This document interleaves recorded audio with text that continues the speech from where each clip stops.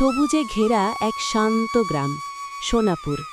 ভোরের আলো ধীরে ধীরে মিলিয়ে যাচ্ছে, পাখিরা ডাকছে, আর সূর্যের আলো গাছের পাতায় ঝিলমিল করছে। এই গ্রামেই শুরু হচ্ছে আমাদের গল্প। গ্রামের মানুষ খুব সাধারণ, কেউ কৃষক, কেউ জেলে, কেউ দোকানদার। তাদের জীবনে কষ্ট আছে, কিন্তু আছে এক অদ্ভুত শান্তি। এই গ্রামের দুই বন্ধু, রাহিম আর করিম। ছোটবেলা থেকেই তারা অবিচ্ছেদ্য। রহিম, আজকে খেলতে যাবি? আগে পড়া শেষ করি। দুজন একসাথে নদীতে সাঁতার কাটে, গাছে উঠে আম পাড়ে, মাঠে দৌড়ায়। আমি আগে পৌঁছাব, দেখি কে যেতে। রাহিম সবসময় সৎ আর দায়িত্বশীল। করিম একটু চালাক, একটু শর্টকাট খোঁজে। রাহিমের বাবা তাকে শিখিয়েছেন, সৎ পথে থাকলে কখনো হারবে না। করিমের পরিবার দরিদ্র, আর সেখান থেকেই তার মনে জন্ম নেয় দ্রুত বড়লোক হওয়ার ইচ্ছা। সময় বদলাতে থাকে, তারা বড় হতে থাকে, কিন্তু তাদের চিন্তা আলাদা হতে শুরু করে। আমি একদিন অনেক টাকা কামাবো। আমি ভালো মানুষ হতে চাই। এই দুই স্বপ্নই তাদের ভবিষ্যৎ নির্ধারণ করতে চলেছে। তারা তখনও জানত না, খুব শিগগিরই এমন একটা ঘটনা ঘটবে যা তাদের জীবন চিরতরে বদলে দেবে।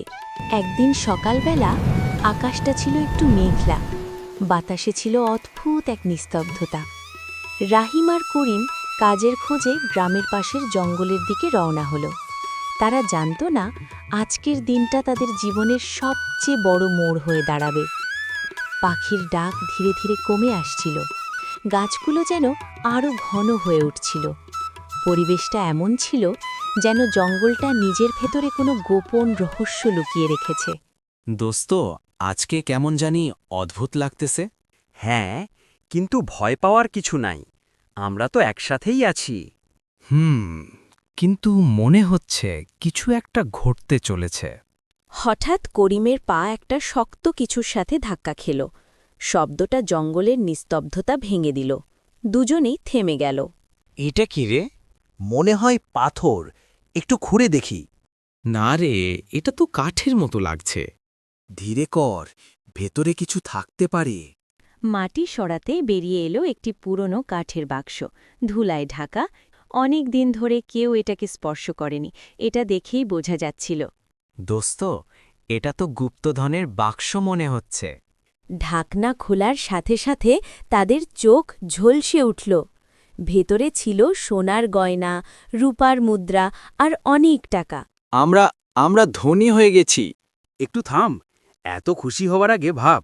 ভাবার কি আছে, এটা তো আমাদের পাওয়া। না, এটা কারো হারানো জিনিস হতে পারে। এই মুহূর্তে তাদের চিন্তা দুই দিকে চলে গেল। একজন দেখছিল সুযোগ, আরেকজন দেখছিল দায়িত্ব। আমাদের এটা গ্রামের লোকদের জানানো উচিত। তুই কি পাগল? এত টাকা কেউ ফেরত দেয়? এটা আমাদের না। যে পায় তারই হায়। সবকিছু এমন না। তুই সব সময় এত সৎ সৎ করিস কেন? লোভ ধীরে ধীরে করিমের মন দখল করে নিচ্ছিল, আর রহিমের বিবেক তাকে থামিয়ে দিচ্ছিল। ভাব, যদি এটা তোর হতো, তুই কি চাইতিস না ফেরত পেতে? আমি হারাতামই না। জীবনে সবকিছু নিজের হাতে থাকেলা। দোস্ত, এই সুযোগ বারবার আসে না। এই কথাগুলো শুধু তর্ক ছিল না, এগুলো ছিল তাদের চরিত্রের আসল পরিচয়। আমি এই টাকা নেব না। ঠিক আছে, তুই না নিলে আমি একাই নেব। তুই ভুল করছিস। সময়ই বলে দেবে কে ঠিক। সেদিন শুধু একটা সিদ্ধান্ত নেওয়া হয়নি, সেদিন দুই বন্ধুর পথ আলাদা হয়ে গেল। করিম বাক্সটা নিয়ে চলে গেল। রাহিম দাঁড়িয়ে রইল, নীরব, কিন্তু ভেতরে ভেতরে ভেঙে পড়ছিল। লোভ তোর জীবনটা নষ্ট করে দিগে। দেখিস, আমি সফল হব। করিম সেই বাক্সটা নিয়ে ঘরে ফিরল। তার চোখে তখন শুধু স্বপ্ন, টাকা, বিলাসিতা আর বড়লোক হওয়ার আনন্দ। সে দরজা বন্ধ করে একা বসে বাক্সটা খুলল। আবারও সেই ঝলমলে সোনা আর টাকা দেখে তার মুখে হাসি ফুটে উঠল। কিন্তু সেই হাসির ভেতরে কোথাও একটা ভয় লুকিয়েছিল, একটা অজানা অস্বস্তি, যেন সে জানে এটা তার নিজের নয়।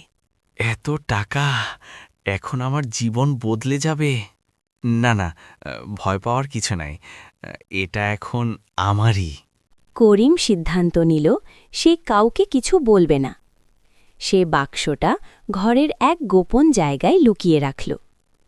কিন্তু যতই সে লুকাতে চায় তার আচরণ ততই বদলাতে শুরু করল। করিম, তুই আজকাল এত চুপচাপ গেল? কিছু না মা, একটু ক্লান্ত। কিছু লুকাচ্ছিস তাকে? না মা, কিছু না। কয়েকদিনের মধ্যেই করিম বদলে গেল। সে নতুন জামা কিনল, দামি জুতা পরল, বাজারে গিয়ে অপ্রয়োজনীয় জিনিস কিনতে লাগল। গ্রামের মানুষ অবাক হয়ে তাকিয়ে থাকল। এই করিম হঠাৎ এত টাকা পেল কোথা থেকে? আগে তো এমন ছিল না, নিশ্চয়ই কিছু একটা গোলমাল আছে। অন্যদিকে রহিম সবকিছু দূর থেকে দেখছিল। তার মন খারাপ হচ্ছিল। বন্ধুটা বদলে যাচ্ছে। করিম, তুই ঠিক আছিস? আমি এখন খুব ভালো আছি। এই টাকা কোথা থেকে আসছে? তোর জানার দরকার নেই। করিম ধীরে ধীরে অহংকারী হয়ে উঠল। সে পুরনো বন্ধুদের এড়িয়ে চলতে লাগল। আমি এখন বড়লোক, তোমাদের সাথে সময় নষ্ট করার সময় নেই। তুই এত বদলে গেলি কেন? টাকা মানুষকে বদলায়, বুঝলি? কিন্তু রাত হলেই সব বদলে যেত। নিঃশব্দ অন্ধকারে করিম একা থাকত, আর তার মনে ভয় কাজ করত। সে বারবার দরজা চেক করত, জানালা বন্ধ করত। মনে হতো কেউ যেন তাকে দেখছে। যদি কেউ জেনে যায়, যদি এটা কেউ নিয়ে নেয়। না না, আমি কাউকে বলিনি।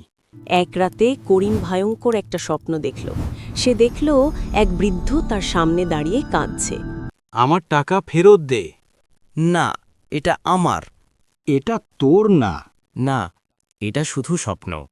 করিম বুঝতে পারছিল সে যতই টাকা পায় ততই তার শান্তি কমে যাচ্ছে।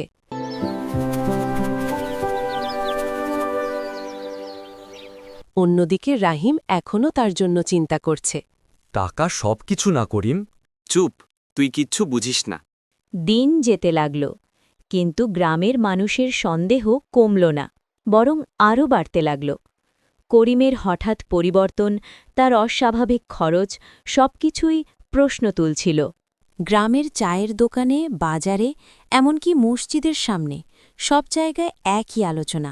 এত টাকা হঠাৎ কই চেকে পেল? কিছু একটা ঠিক না। আমাদের খোঁজ নেওয়া উচিত। রাহিম সব শুনছিল। তার মনে একটা দ্বন্দ্ব চলছিল। সে কি সত্যিটা বলে দেবে, নাকি বন্ধুর জন্য চুপ থাকবে? আমি কি করব? সত্য বললে ওর ক্ষতি হবে, না বললে অন্যায় হবে। আল্লাহ, আমাকে সঠিক পথ দেখাও। একদিন বিকেলে গ্রামের রাস্তায় এক বৃদ্ধ মানুষ এলেন। তার চোখে ক্লান্তি, মুখে দুঃখ, যেন অনেক কিছু হারিয়ে ফেলেছেন। কেউ কি একটা পুরনো কাঠের বাক্স দেখেছেন? কেন? ওটার মধ্যে কি ছিল? আমার জীবনের সব সঞ্চয়। গ্রামের মানুষ অবাক হয়ে গেল। একটা বাক্স, সোনা আর টাকা, সবকিছু মিলিয়ে তারা বুঝতে পারল এটা সেই একই বাক্স। করিমের কথা মনে আছে? হ্যাঁ, ওর কাছেই তো হঠাৎ টাকা এলো। ওকেই জিজ্ঞেস করতে হবে। গ্রামের সবাই একসাথে করিমের বাড়ির সামনে জড়ো হল। পরিবেশটা ভারী হয়ে উঠল। করিম, বাইরে আসো। কি হয়েছে? বাবা, আমার বাক্সটা কি তোর কাছে আছে? এই প্রশ্নটা যেন করিমের বুকের ভেতর কাঁপন ধরিয়ে দিল। না, আমি কিছু জানি না। মিথ্যা বলিস না। বাবা, সত্য বলো। করিমের কপালে ঘাম, চোখে ভয়। সে বুঝতে পারছিল সত্য আর বেশিক্ষণ লুকানো যাবে না। হ্যাঁ, আমি পেয়েছিলাম। কি? কে? কি? আমি লোভে পড়ে সব রেখে দিয়েছিলাম। এক মুহূর্তে সব কিছু থেমে গেল। নীরবতা নেমে এলো, সত্য প্রকাশ পেল। তুই আমাদের সাথে প্রতারণা করেছিস। আমি তোকে বিশ্বাস করেছিলাম। আমি ভুল করেছি, আমাকে মাফ করুন। করিমের চোখে পানি, কিন্তু এই কান্না তার ভুল ঢাকতে পারল না। সে বুঝল টাকা পাওয়া সহজ, কিন্তু সম্মান হারানো খুব সহজ, আর ফিরে পাওয়া সবচেয়ে কঠিন। সত্য প্রকাশ হবার পর পুরো গ্রামের পরিবেশ বদলে গেল। যে করিমকে সবাই একসময় ভালোবাসত, আজ তাকে সবাই সন্দেহ আর ঘৃণার চোখে দেখছে। রাস্তা দিয়ে হাঁটলে মানুষ ফিসফিস করে, কেউ আর তার সাথে কথা বলতে চায় না। ওই যে চোর, বিশ্বাসঘাতক। আমি কি এত বড় ভুল করে ফেললাম? বৃদ্ধ মানুষটি তার বাক্স ফেরত পেলেন। করিমের কাছে যা কিছু ছিল সব নিয়ে নেওয়া হলো। তার নতুন পোশাক, দামি জিনিস সব যেন এক মুহূর্তে অর্থহীন হয়ে গেল। আমি তোর ওপর রাগ করি না, কিন্তু তুই ভুল করেছিস।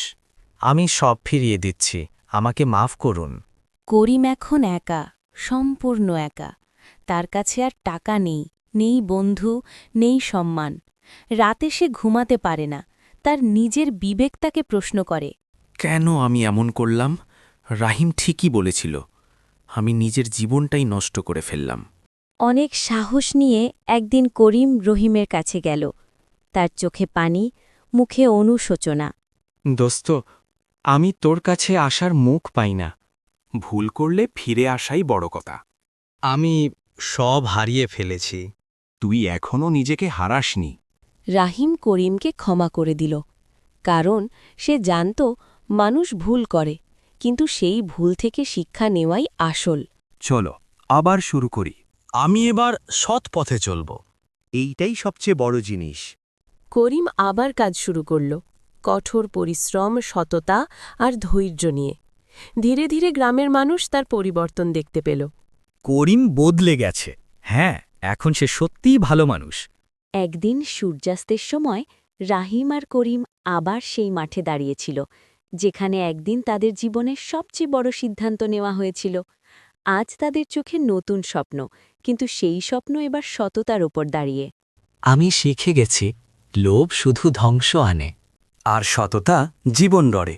জীবনে আমরা অনেক সময় সহজ পথ খুঁজি, মনে হয় শর্টকাটেই হয়তো সফলতা লুকিয়ে আছে। কিন্তু সত্য হল, লোভ সাময়িক সুখ দেয়, কিন্তু স্থায়ী দুঃখ নিয়ে আসে। অন্যায়ের ওপর দাঁড়িয়ে থাকা জীবন একদিন ভেঙে পড়বেই। অন্যদিকে সততা ধীরে এগোয়, কিন্তু শেষ পর্যন্ত জিতেই যায়। সম্মান, বিশ্বাস আর শান্তি এগুলো টাকা দিয়ে কেনা যায় না।